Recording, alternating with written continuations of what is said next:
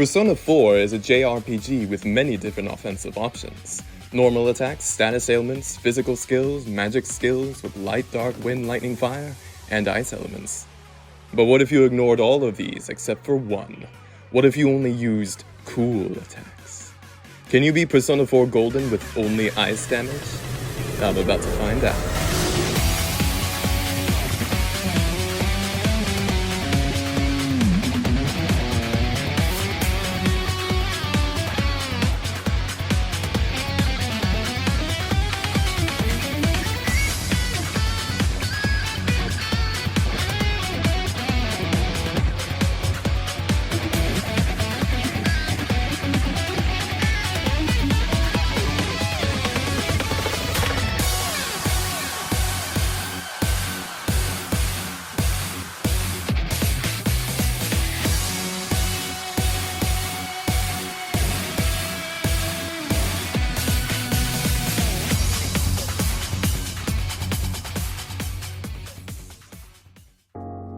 The rules for this run are as follows.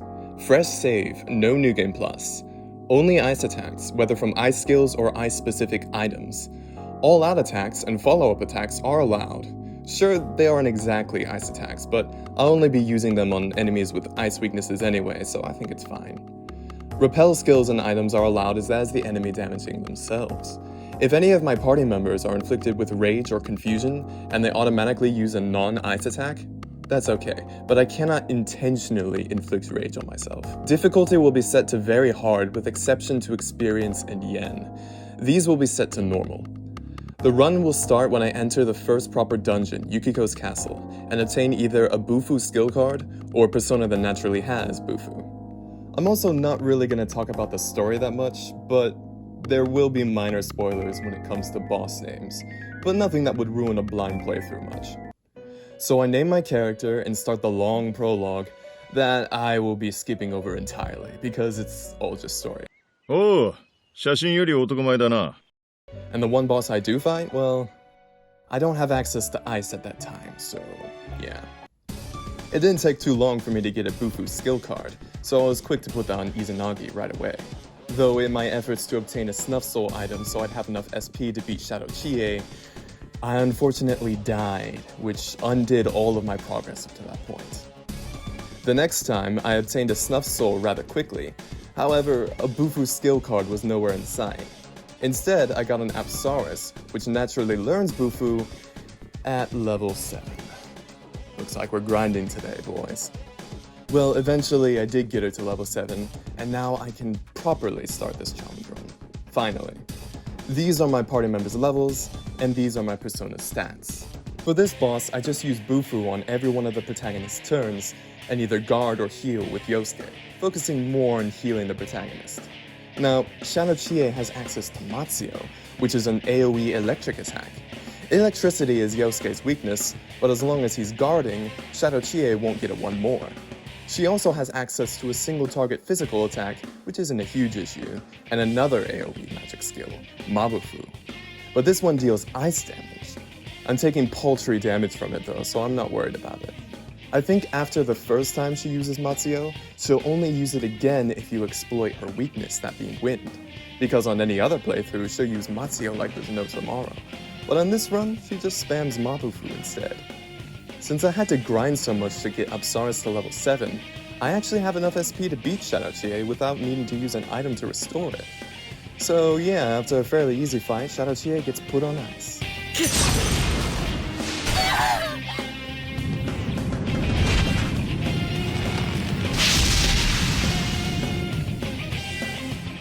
Now that I have Chie in my party, I can attack with 2 party members, which would definitely help. The protagonist will focus on debuffing defense and attacking, Chie will just focus on attacking, and Yosuke will focus on healing and buffing agility. Most regular enemies are able to be fought normally, but considering I usually can't target their weaknesses unless they're weak to ice, fights are taking up a lot of SP. I really just try to ignore most of the enemies unless they're easy to kill, or if they're golden hands. Golden hands are rare enemies that give tons of money and experience. However, they're strong against every affinity except physical, so bufu skills are near useless against them. I think you're meant to get a critical hit on them and then do an all-out attack, But there's another very easy tactic that I can use even in this run. Damaging items like ice cubes always deal a set amount of damage, which means as long as the enemy isn't completely immune to the affinity, it will deal the same damage as if it didn't resist it. Now this does mean that I have to leave the dungeon and get more ice cubes from the store if I want to keep grinding, but it's definitely worth it. Once I'm a high enough level, I fuse Omoikane with Bufu and Rakuna, which lowers one enemy's defense for 3 turns. Omoikane is actually one of my favorite personas. I like personas that dress smart. Now seems like a good time to talk about social links. Social links are a feature in most Persona games, where you spend time outside of dungeons with certain characters and deepen your relationship with them. When you do, you get a boost to fusing personas of the same arcana as them. The higher the social link rank, the larger the boost. This is very useful to cut down on grinding or to get personas that are higher than your level. And when you max out a social link, you get access to a super powerful persona of that arcana. But when you do social links with your party members, not only do you get the aforementioned benefits, they also get new moves that they can use in battle. This can range from eliminating other party members' ailments to getting a random super move that can one-shot non-bosses. The links I will be focusing most on will be Chie, Naoto, Marie, Rise, and the nurse.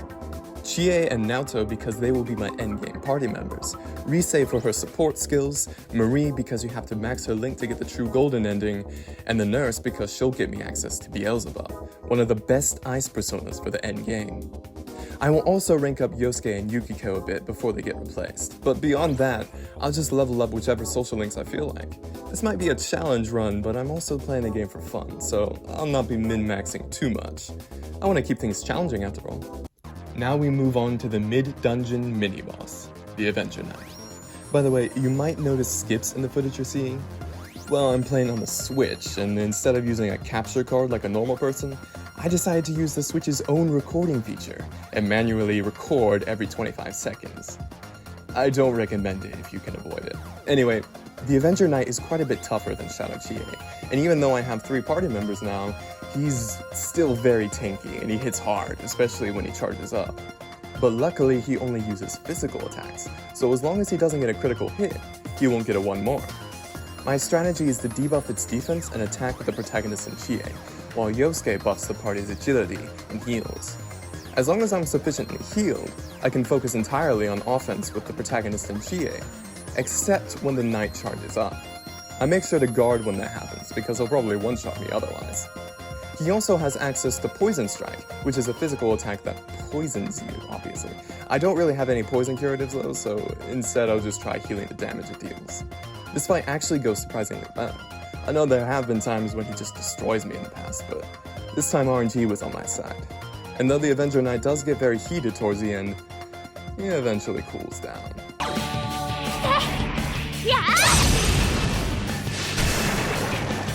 Before fighting the final boss of the dungeon, I fused Oberon for his resistance to fire, and these are my stats going into the fight.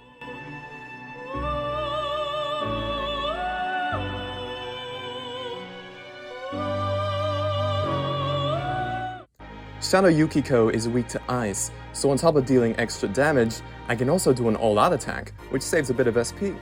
For this fight, I make sure to buff everyone's agility with Yosuke, because Shadow Yukiko's attacks are no joke.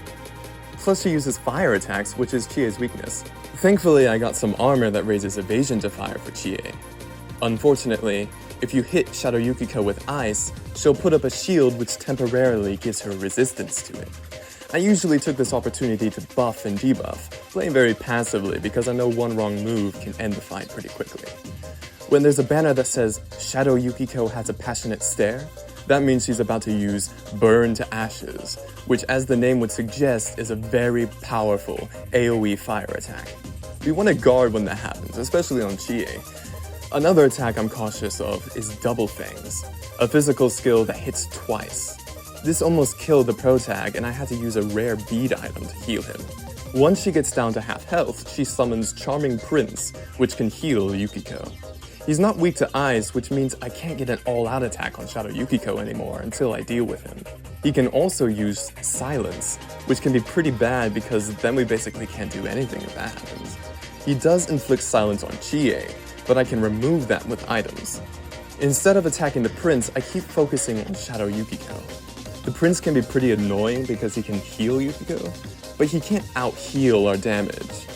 When any of our party members are silenced and I can't cleanse them, I can still attack with ice cubes, which will also ignore her ice shield, by the way. Oh, and the reason I chose to ignore the prince is because I know that he eventually gives Shadow Yukiko the cold shoulder. But now she gets tougher because she can now use fear skills. And any party members afflicted by fear can be insta-killed by her shivering rondo attack. She seems to go exclusively for Yosuke if able.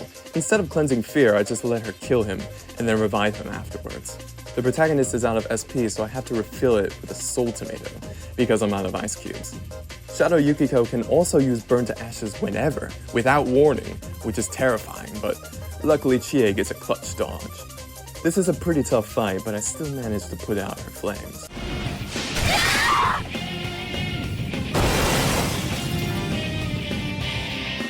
A few days later, I went back into the dungeon to kill Golden Hands with a full party this time, to be strong enough to challenge the optional boss of Yukiko's castle. I also fused Jack Frost, who I'll be using for a long while. So the Contrarian King is...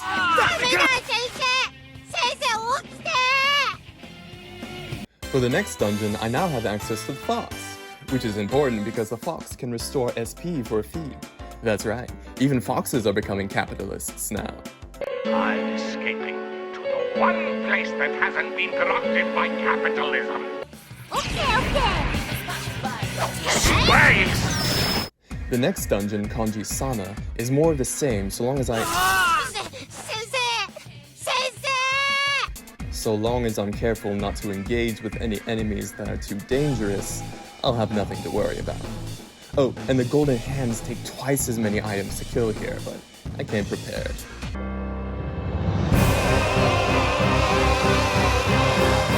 We move on and fight the Daring Gigas. This boss's gimmick is that he stacks up a bunch of buffs to try and one-shot a single person. But if I buff up my defense with the Diamond Shield and then guard, even my weakest party member can take it. At this point, I have Bufula on Jack Frost, so my damage output is pretty decent. Unfortunately, my defense buffs were off, and even though Chie was guarding with full health, he still killed her in one punch. But I can just revive her afterwards, so it's not too much of a big deal. This time, I remembered to buff defense with a Diamond Shield so even Yukiko, my weakest party member, can take his attacks. And at this point, he runs out of SP, which is hilarious. Yeah, he may be called the Daring Gigas, but he's no Giga Chad.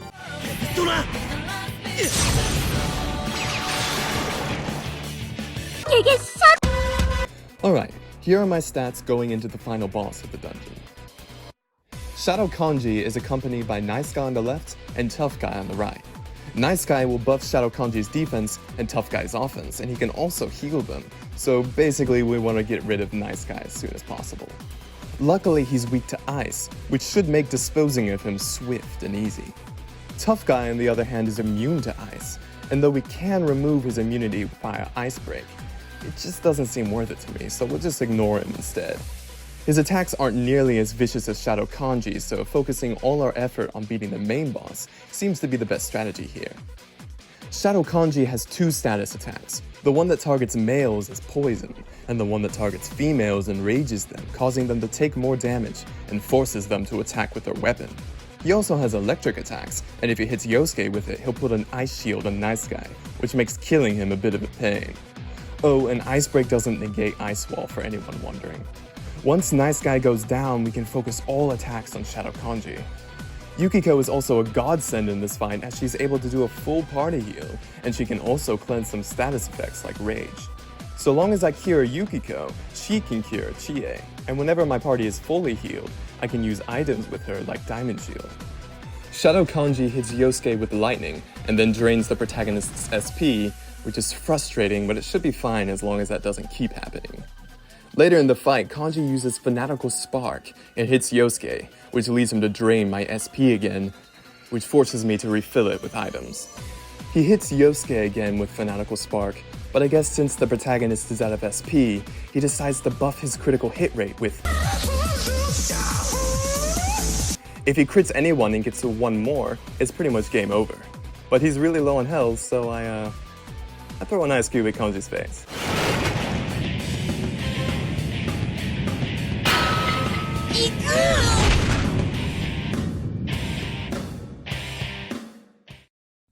Before heading into the next dungeon, I decided to take on the optional boss of the sauna, the Intolerant Officer.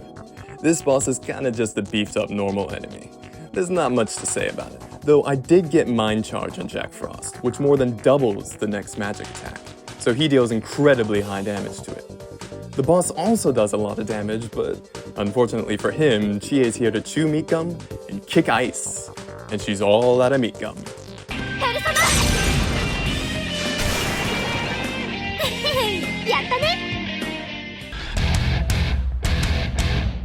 It's time to kick gum and chew ass.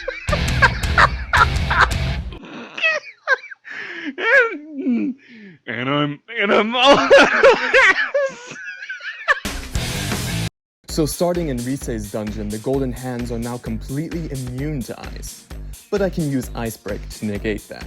However, since they have so much health now, I have to be perfect with my attacks, otherwise they can escape, which anyone who's played this game knows is just the worst. The mid-dungeon mini-boss for the club is the Among Us snake. I mean, the amorous snake. This boss will increase the odds of inflicting ailments to have a very high chance of poisoning you when it does Virus Wave, which already is an AoE physical attack. Instead of removing the poison, I just try to tough it out and keep going. This fight was pretty easy, but when it came near the end, the snake used Mind Slice, which is another AoE physical attack, but it causes panic instead, which is much worse. Panic skips your turn and has a chance of having the party member afflicted with it either throw money away or attack their allies. Neither is ideal. It also gets a critical hit on Yosuke and then life drains him. The protagonist sees this as sus, so he thinks Yosuke is an imposter, but Chie misunderstands and thinks the protagonist is the imposter. Yukiko calms everyone down and says the Among Us snake is the imposter, so we unanimously decide to eject it into the icy cold of space.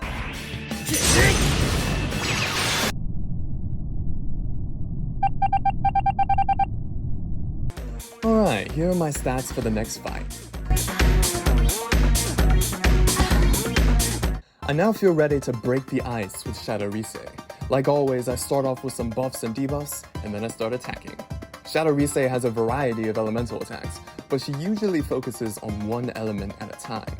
She starts out using fire attacks, but I don't want to guard with the protagonist and Chie because they're the only ones who can attack, so I'll have to risk it. She hits Chie with Agalao and then she uses Miragion, but luckily the protagonist doesn't get hit by that. Otherwise Risei would have kept going and then we'd be in big trouble. She switches to using ice attacks, which is better because half of us resist it. I just need to make sure to protect Yukiko. When the boss gets down to half health, she uses Supreme Insight, giving her a 100% dodge rate. Basically, this is just a scripted event where you have to wait out a few turns before cutscene plays.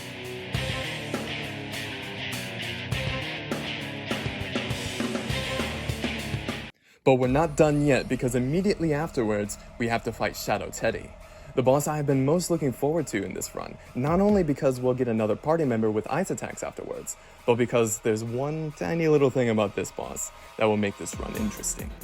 Shadow Teddie completely absorbs ice, so not only is it completely immune to our attacks, but he gets healed by them as well. But fortunately, Ice Break can completely negate even this, temporarily, so basically I have to use Ice Break, then Rakunda, then Mind Charge, and only then can I attack with the main character. And I had to repeat this process, every 3 turns. I am burning through my SP like it's kindling. I know for this fight I'm gonna need all the help I can get, so I have Yosuke and Yukiko use ice items whenever possible. I was sure to stock up on ice items for this reason. Ice immunity notwithstanding, Shadow Teddie is a very challenging boss. He can silence you, lower your defense, use physical attacks, mind charge Mabufulas, and he can use Ice Break on you too. And he even has an almighty attack which knocks you down and gives him another turn. He also has Ultra Charge, which can one-shot your entire party. However, it takes 2 turns to resolve, and if you defend, you'll take 0 damage, so it's actually a good thing when he uses this move, because in practice, you get a free turn to do whatever you need to at the moment. When he lowers our defense, I make sure to restore it ASAP, because the boss can do serious damage to us. I should also mention that he has Dekunda, which removes all debuffs on him, which is pretty annoying because it messes with my rhythm of which skills I need to use with the protagonist. He uses Heat Wave, dealing stupid amounts of damage to Yosuke and Yukiko. I take a good half minute deciding whether I should use a bead chain, and I think I should probably do it. I'm also running pretty low on SP, so I completely refill it. I'm gonna need it. Later on, he uses Nihility Guidance on both the protagonist and Yosuke before charging up his next attack. Unfortunately, this forces me to recover instead of going on the offensive. A little while later, I forget to use Ice Break, and I accidentally heal Shadow Teddie a bit. But it's a good thing it was just an Ice Cube and not a Mind Charge Bufula. Chie is also running low on SP, so I replenish hers as well. Ugh, this fight is so long, and I hate when he just uses Heat Wave and casually nearly blows us away. If I die here, I have to fight Shadow Rise again too. Shadow Teddie is just making my life a living hell. But tonight, Hell breathes over.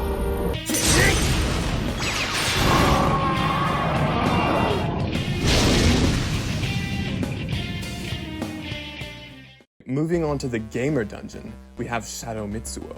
There wasn't anything interesting to talk about in the dungeon, so we'll just move on to the main boss. I did fuse Black Frost for this fight, which is basically a more powerful version of Jack Frost. This boss's gimmick is that he builds up a shell of a game character that you have to destroy to get at the true form underneath. Shadow Mitsuo marks the first boss where it has 2 turns, making this a massive difficulty spike for casual play. But after Shadow Teddie, I'm feeling pretty confident, especially now that I've replaced Yosuke in the party with Teddie, who has more useful buffs, good healing, and has good ice attacks as well. The only downside is I can't power level his social link because it levels up automatically in the story. Immediately I'm noticing Shadow Mitsuo is dealing insanely high damage, but so am I, so I guess it evens out. Technically, Teddie has better healing than Yukiko at the moment, but since healing is essentially the only thing Yukiko is good for, Teddie will only heal in emergencies. When Mitsuo's shell goes down, I have a limited amount of time to do damage to him before he rebuilds it, so this is a bit of a DPS check. He leads with Fire Shield, which means he'll focus on fire attacks for the time being. Chie is the only one with a fire weakness right now, so I decide to guard with her. After I take out around 1/3 of his health, he starts to rebuild his shell again. If I do enough damage, I can knock him out of it to keep on damaging him. Otherwise, I'll have to destroy his shell again and that'll slow down the fight considerably. I buff everyone's defense with an item to bait Mitsuo into removing it with Dekaja. This will hopefully slow down his building process a little. I easily knock him down and I keep up the pressure. After a short while, he starts rebuilding his shell again using both his turns to form stage 2. I had an Ice Magatama item which deals 150 ice damage, so I made Yukiko use that to do as much damage as possible. He inflicts fear on Yukiko, which means next turn he'll insta-kill her.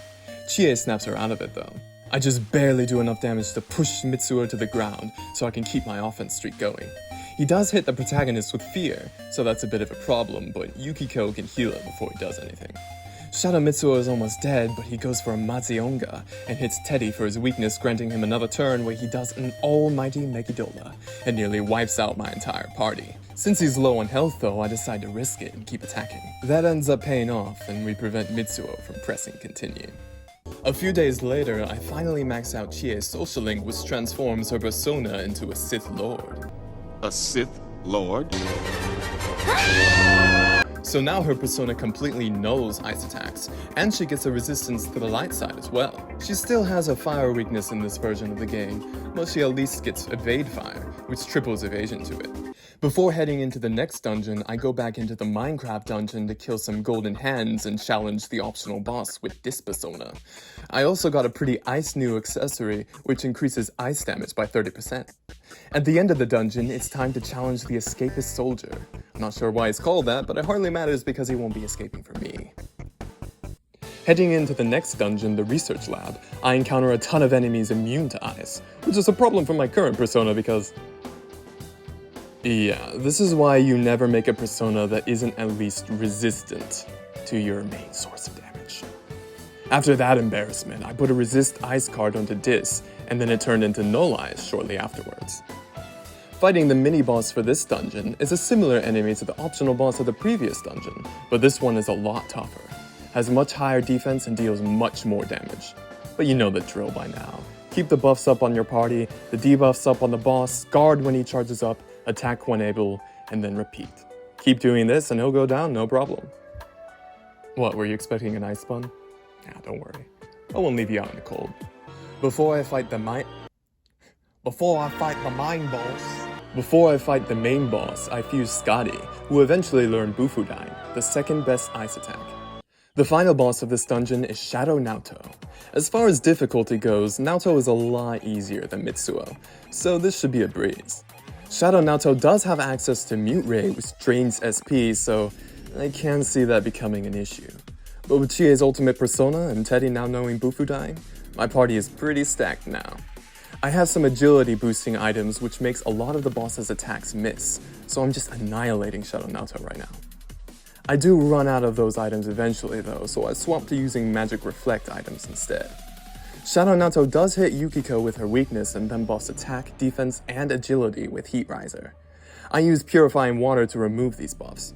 I'm hit with Deja Vu as the exact same thing happens next turn, so I guard with Yukiko to prevent that happening a third time. But Shadow Naoto is almost dead, so a couple more attacks and dead. Yeah. Sorry, Naoto fans.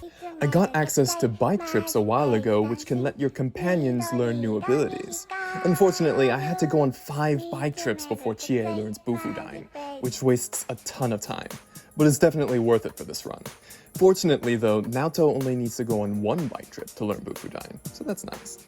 For the optional boss of Naoto's dungeon, I fused Hariti with great ice skills and high magic, so she'll do a ton of damage. The Extreme Vessel starts the fight with Virus Wave, poisoning all but Naoto. Unfortunately, I haven't been able to go on a bike trip with Naoto yet, so she's pretty much useless right now. Don't call me useless. I just have her use items mainly. Poison isn't really that big of a deal, so I just kinda let it happen. With Mind Charge, Hariti can deal over 1,000 damage. So even despite Naoto not having any offensive options right now, my DPS is still pretty alright. In fact, it's good enough for the Extreme Vessel to get a taste of extreme prejudice.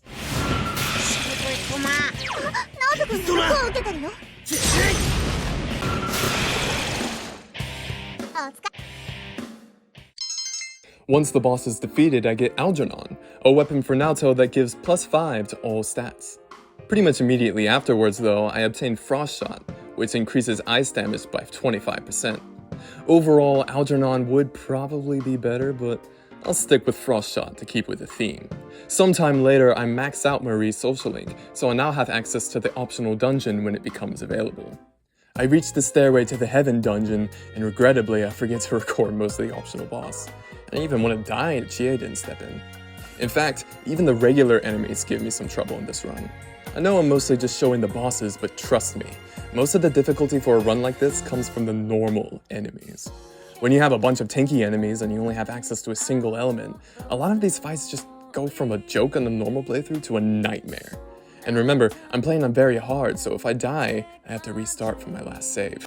I'm now a high enough level to fuse Trumpeter, who is in my opinion the most essential persona in the game, because it's the only one that learns Debilitate, a skill which lowers attack, defense, and agility for one foe. Honestly, it would be a challenge run in of itself just not fusing this Skeletor. I get to the end and fight Kunino Sagiri. Since I still don't have any ice skills on Naoto yet, Naoto's still benched. The boss opens up with Matsuo Dine, but Teddie dodges it with his accessory, and Trumpeter repels electricity right back at him. Yukiko's healing has also vastly improved as she now heals twice as much as she used to, and can basically fully heal my party despite not technically having a full healing skill. Kunino Sagiri is doing a ton of damage with his magic attacks, but as long as he doesn't exploit someone's weaknesses, we should be okay. He then goes into the next phase where he does Quad Converge, which makes him strong against all but one element. Today's my lucky day though, because he just so happens to be weaker against ice attacks now, and Trumpeter hits him with almost 1,000 damage. Since I know he's going to use ice attacks, I put up a magic mirror on Yukiko to reflect it. Unfortunately, he hits Yukiko the turn after and one-shots her. That's fine though, since I have plenty of revival items. He then tells Chie that the Empire is pretty chill, and being a Sith Lord, she's considering it, but still a bit hesitant. However, she sees it as a good opportunity to kick Teddie in the face, which is fair. Eventually though, she turns away from the dark side and returns to us. He kills Yukiko again and again, But that ends up being a blessing in disguise because he mind controls Chie and Teddie, and if Yukiko was alive, he'd control her too. They're not too big of a deal though because they only have weak physical attacks and ice attacks, which I absorb. The boss also seems to only use his weaker physical attack as well. Everyone breaks free and I can continue to go on the offensive. On his final phase, he likes to spam Unerring Justice, which is a powerful AoE almighty attack. I underestimate how much health he has and choose not to mind charge, which is a pretty big mistake to be honest. This part dragged on a little, so I say peace out. After some spoilery shenanigans, I'm able to fuse Loki, who has access to the strongest ice skill in the game. Wow! Teddie also gets his ultimate persona. The optional boss of Heaven is the Lost Okina. This boss absorbs ice, so I'll have to do the old Shadow Teddie trick again. Though this time I have Teddie on my side, and he can be the one to break the ice. Literally. And Naoto here finally has bufu Dyne, which on top of having Mind Charge is my go-to for single target now. But of course it still pales in comparison to Loki, who deals absurdly high damage. When he's almost dead, he finally stops being bewildered and actually attacks, hitting Teddie for his weakness and then everyone with Almighty. Since Teddie has Endure though, it's no issue, and the Okina gets lost in no time.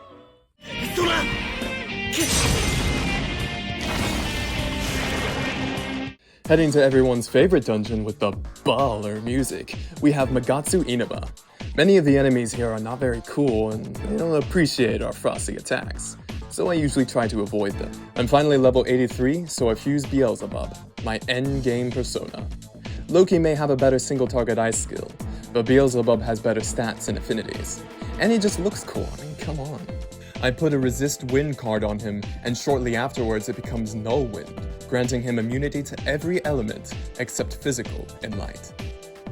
The first mini-boss is the Chaos Fuzz, and these enemies constantly summon more of themselves, so you have to kill all of them at once.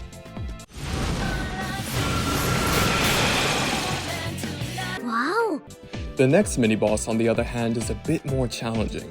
The Envious Giant resists ice, and has access to extremely powerful almighty attacks. And it can also confuse you. I can remove his resistance to ice, but luckily I don't absolutely need to. The ice resistance gets reverted, and Chie and Naoto get confused, so instead of removing the ice resistance again, I decide to use Amrita with Teddie to cure them. And of course it confuses us again, but Naoto was able to snap us out of it. Also, I forgot to record it, but Naoto's social link is also maxed out now, so it's ultimate persona time. No weaknesses and an immunity to light and dark. Awesome Naoto, very cool. Chie is still confused, but I need Teddie to focus on other things right now, so she'll stay that way for the time being. I have a bad habit of not buffing or debuffing when the boss is almost dead, so he stays almost dead, longer than I'd like, but I stay frosty.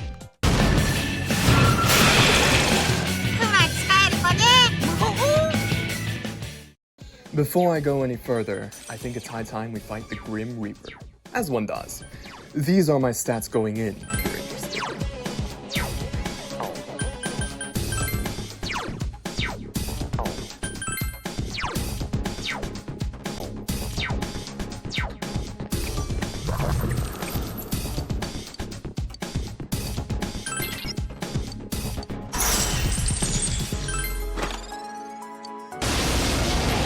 The Reaper is a secret optional boss with 2 turns, strong almighty skills, light and dark insta-kills, and a plethora of other magic and physical skills.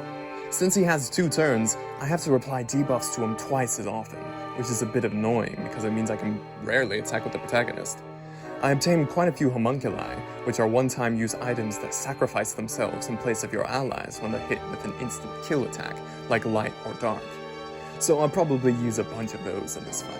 As long as you come prepared and you remember to keep your buffs and debuffs applied, this boss is pretty manageable. I was fortunate enough for him to not exploit any of my weaknesses, so RNG definitely played an important role in the smoothness of this fight. But that doesn't mean the challenge of this run has stopped, oh no. Because although death has no sting, there are worse fates.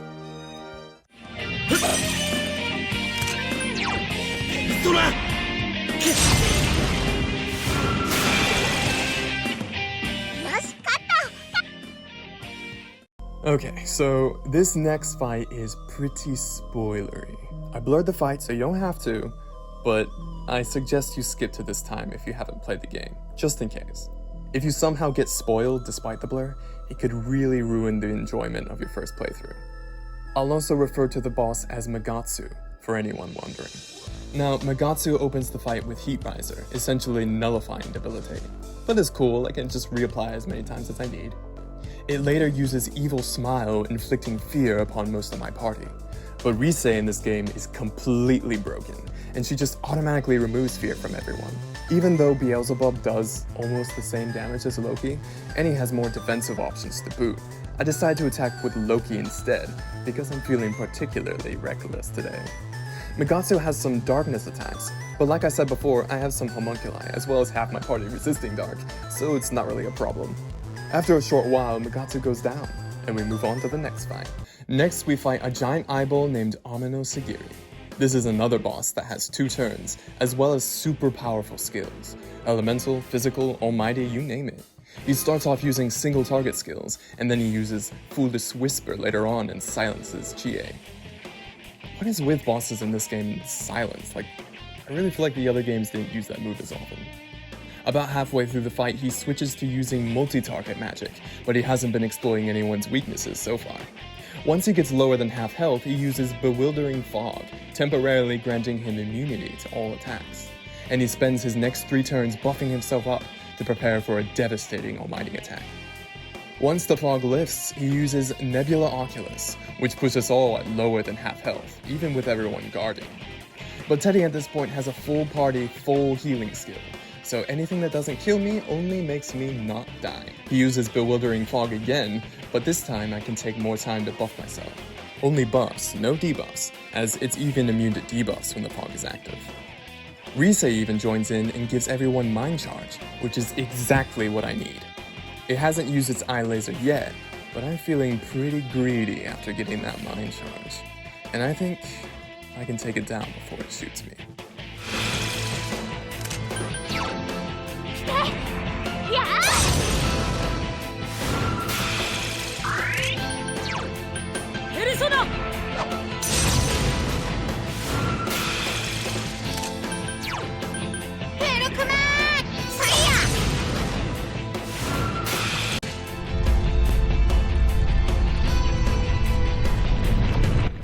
Ooh, I think he needs an eye doctor. Or should I say, ice doctor? Okay, I'll stop now. Well, now that I have a literal month of free time, I just wasted doing things I couldn't before. Like relaxing at the hot springs, going to the movies, selling the best weapon in the game. I also went to the cafe so that I could turn Trumpeter's Debilitate skill into a skill card. And then I slapped that on Beelzebub, so I don't have to switch between them anymore. I also made sure to get my main party members their, super ultimate personas. Chie now drains ice and gets Dragon Hustle, which is a full party Heat Riser.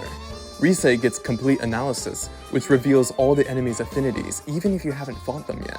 Naoto nulls Fire and gets Shield of Justice, which puts a shield over the entire team that can block all damage once. And Teddie now drains Ice, nulls Wind, and gets Kamui Miracle, the undisputed greatest skill in the entire game. So the next dungeon is a P4 Golden exclusive, and it's also the most polarizing. You see, in this dungeon, you fight shadows by opening doors, so you can't just ignore them in most cases. You also lose half of your remaining SP every encounter. And to top it off, all of your equipment is taken away. Even costumes! And right when I got the Bruce Lee costume for Chie, too. Now all this sounds really difficult, right? Well, not really. They give you gear that refills your SP every turn, and it's sufficient enough to use your magic attacks. So, although it looks like I'm always out of SP, it's really more like I have infinite SP. The only thing that prevents me from using consistently are skills that cost a great deal of SP, like those skills I recently got on my party members. Oh, and if you think that battles with the doors are mandatory because you can't avoid them, nah, you can just escape from them. I think this is definitely an interesting idea for a dungeon, but I think it was executed pretty poorly in practice.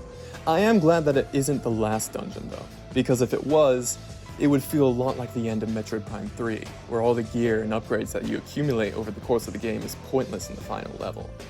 Overall though, I do still kinda like this dungeon, because of its appearance, the music, the enemies, and I like how it's just different. I mean, most of the dungeons in Persona 4 kind of feel samey. The first mini-boss is the Gorgeous King. He has incredibly high resistance to ice, but I can just remove that with Ice Break, no problem. He does re-summon enemies that I defeat, so I have to take him down first. They all do pitiful damage to me, so it's not really difficult. And it's not long before we commit regicide. All that's left now is to clean up the pieces.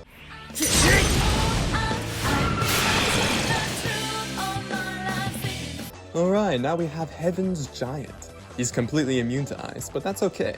I'll just use Ice Break and...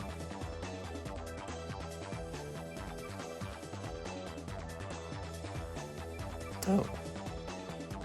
I remember that being harder. Okay, so we're gonna fight the final boss of the dungeon now. I guess minor spoilers ahead, but not really.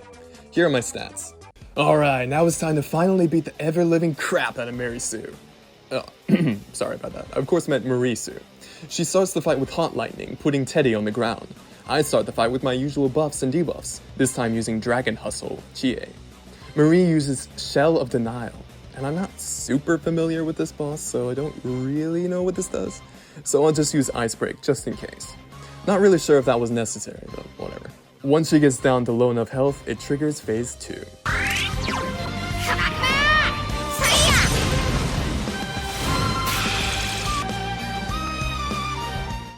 Phase 2 is a bit trickier because she's immune to ice, but fortunately we have plenty of Ice Break items, as well as Teddie with the Ice Break skill. Dragon Hustle uses a ton of SP, but I have enough items to refill it. The boss uses Mabufu Dying, which is kind of hilarious because only Naoto isn't immune to it. I get to see how much damage Beelzebub does, and wow. She uses Draining Fog, which takes away some of our SP, but as I previously established, that's not that much of an issue here. Then Rise charges us all up, and literally one turn later gives us more SP. Rise isn't even a backup party member in this game, she's straight up a 5th party member. And Teddie? He straight up buries the boss.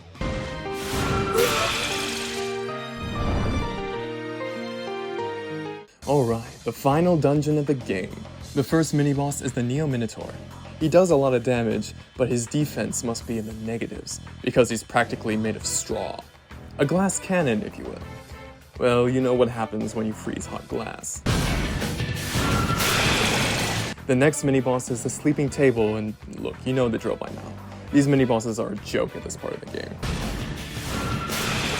Oh yeah, and just for fun, I decided to fight the Reaper again, and learned something kind of strange. The boss uses a light insta-kill on the protagonist, but Naoto shields him from harm. But the weird thing is that Naoto still takes damage from it despite normally repelling light.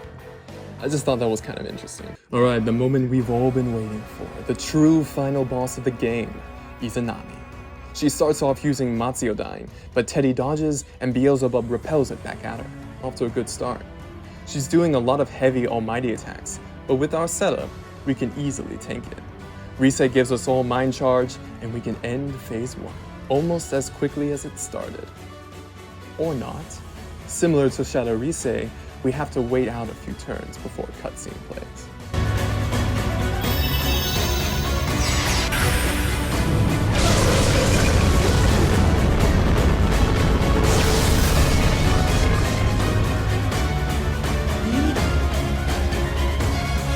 I'm a god. How can you kill a god? What a grand and intoxicating innocence.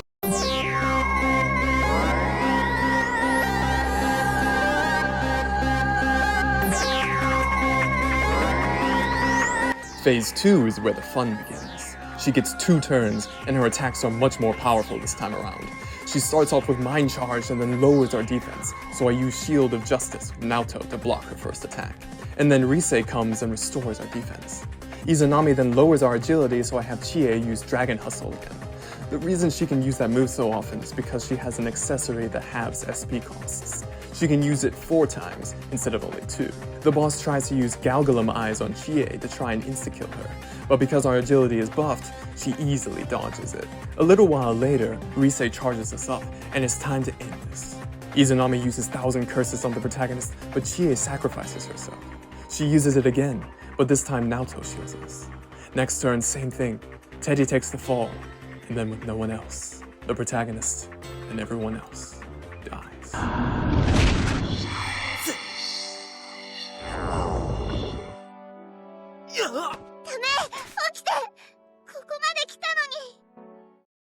The end. Yes, it is possible to beat Persona 4 Golden and get the true ending while only using ice attacks. So yeah, thanks for watching. I'm not going to do anything like this again unless it does well, so if you want to see more challenge runs, like, comment, and subscribe. I'll make another challenge run on a different game at, let's say, 50 likes? It probably won't even get that many, but hey, prove me wrong.